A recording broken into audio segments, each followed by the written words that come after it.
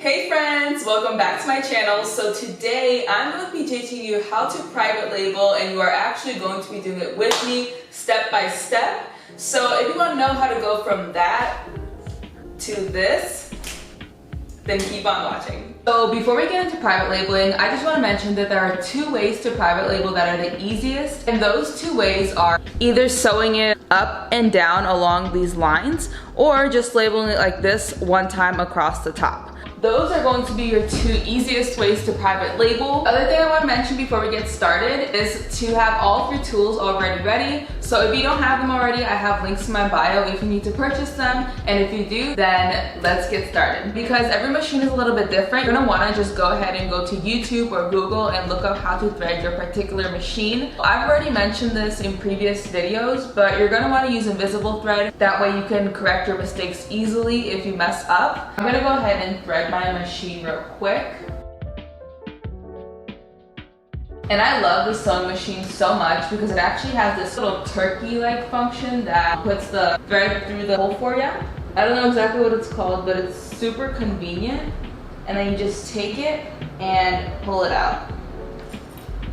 So now that our machine is fully threaded, we are ready to start private labeling. We're going to go ahead and start to take the manufacturer's label off and sew on our label. We're just going to gently pop it off the seams here. You're going to use your seam ripper tool and just go right in. And don't worry about ripping the tag because it's not even yours and we're not going to be using it. So just go ahead and pop it off. And sometimes you're going to actually have to open up the seam on the side and finesse it that way because it doesn't want to let go the regular way. I don't know if you guys can see, but when you look into any piece of clothing, you'll see exactly what I'm talking about. Sometimes it'll just come right off like now. And then you're just gonna go ahead and pick out the rest of the thread. So now you can see that it's empty, and this is where we're going to be sewing on our tag. I just want to mention one more thing. When you're taking off the label, you want to actually go ahead and save this part with the size and the washing instructions because we're actually going to reuse it and use it to put on with our label. So you're actually going to have to go in and take that off as well. There's a little thread right here that we're just going to do the same thing to.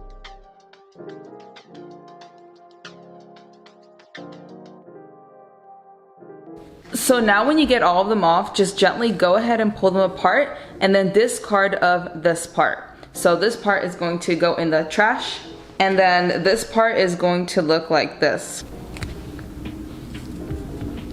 So now what we're going to do is we're going to be sewing on our own label, and this is where it comes down to kind of your personal preference of how you want to do it. So you would sew it across right here and then just 2 stitches down this way. You can do that, or if you want to make it even easier, you can take it like this and then just sew it once across the top.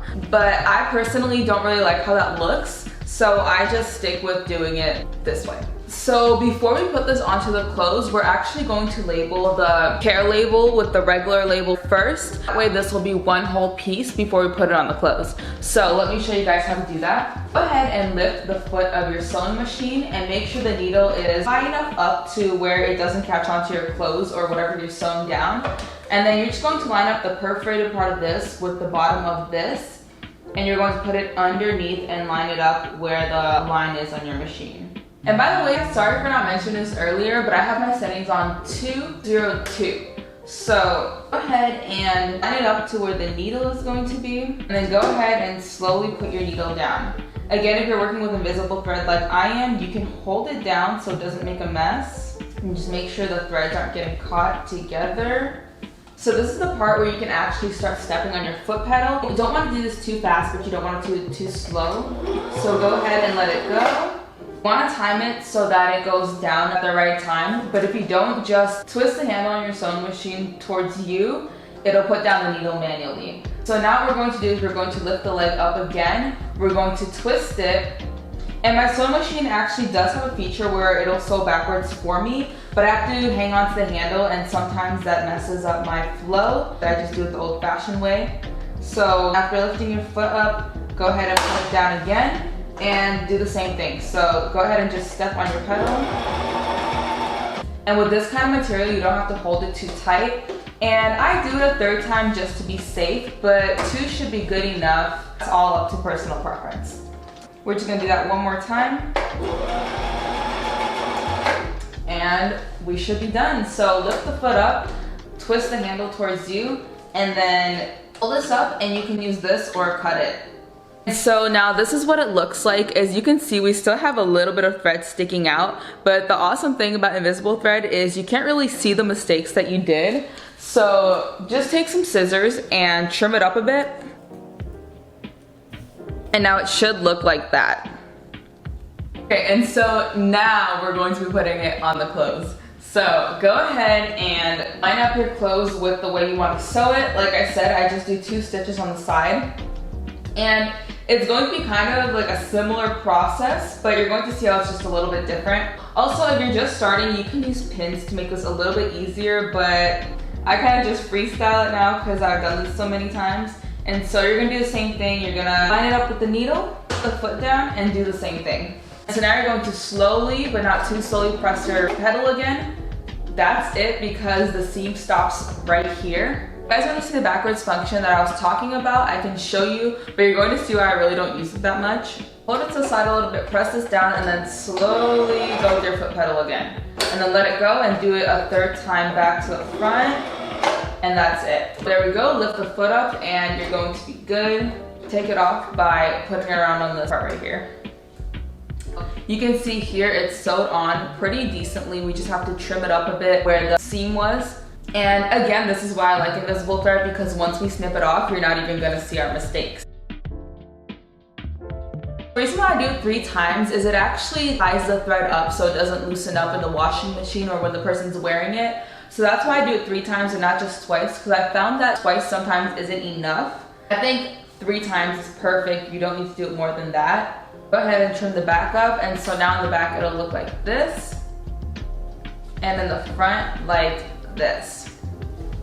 I want to make sure to have at least 2 inches of thread sticking out, both from the top and the bottom. But with invisible thread, I like to do a little more just because it is a little bit more slippery. So congratulations if you made it this far. I know it looks super difficult, but I promise it's not once you get the hang of it. Next comes the fun part. This is where we actually just go ahead and punch the hang tags in, and it's nice and easy. And this is my favorite part because it is so easy that it adds that final pizzazz to your clothing. This is where you take your hang tag, you take your hang tag gun, and you push it through the hole.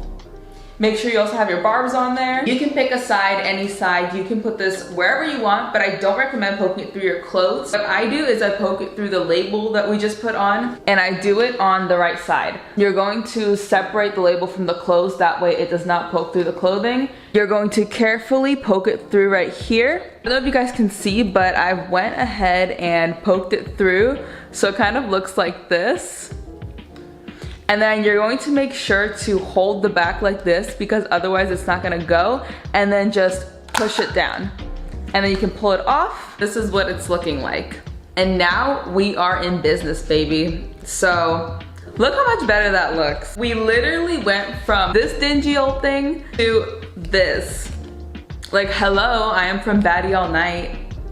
So yes, guys, that is why private labeling is so important. And I just want to answer some questions before I end this video. So of course, this is something that's only temporary. Once you start making a higher amount of orders, you can just order the supplier to do this for you. So no, this is not something you are going to be doing forever. It'll be temporary, more in the first steps of you starting your business. The second thing I wanted to go over is that private labeling is completely optional. You do not have to do this, but it is a good practice because you don't want consumers or companies knowing where you purchased your clothing from, because I was able to finesse Fashion Nova like this back when they first opened up, and I was able to find out exactly who they were purchasing from because they weren't private labeling. So private labeling is very, very important, but of course it's totally optional. If you think that it's going to prevent you from doing more important things, you can skip out on this and then just have your supplier do it for you. But this is just one of the things that I love doing for my boutique, and I'm sure that once you learn it, you're going to learn to love it too.